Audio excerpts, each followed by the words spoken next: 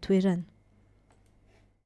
Araky ny efanana rahantsika azy tato anatin'ny fampalalam-baovao omaly moa dia tany amin'ny faritanin'ny Fianarantsoa ny filohan'ny Repoblika Andry Rajoelina omaly nandritra izany no nanambarany fa ho alefa amin'ny alalan'ny postra monnaie ny vola fanampiana omena ireo fianakaviana sahirana izay endreketan'ny FID na ny Fonds d'intervention pour le développement.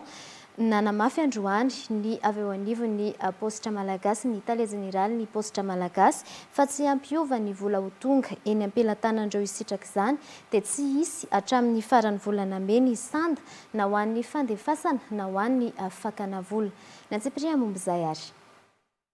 Isorohana ny fivezivezena sy ny filaharana amin'ny fakanany vola fanampiana fa indrindra ampihenana ny fikirakirana ny vola taratasy izay isan'ny mitahiry otrikaretina no nandraisana ny fanapahan-kevitra amin'ny fandefasana vola amin'ny alalan'ny postra monnaie raha ny fanazavana avy amin'ity orinasa mpanjakana eo ambany fiadidiany ministeran'ny postra sy ny fifandraisan-davitra ary ny ahitao arakajy mirindra ity.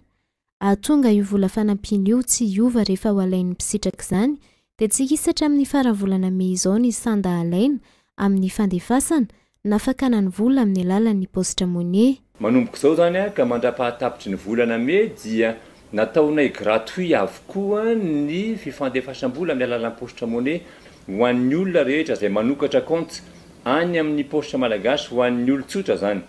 Zany hoe 0 ariary ny atao amin'ny fanokafana compte postra monnaie, 0 ariary ny frais amin'ny fanaovana dépôt, 0 ariary ny amin'ny transfert, 0 ariary ny amin'ny retrait.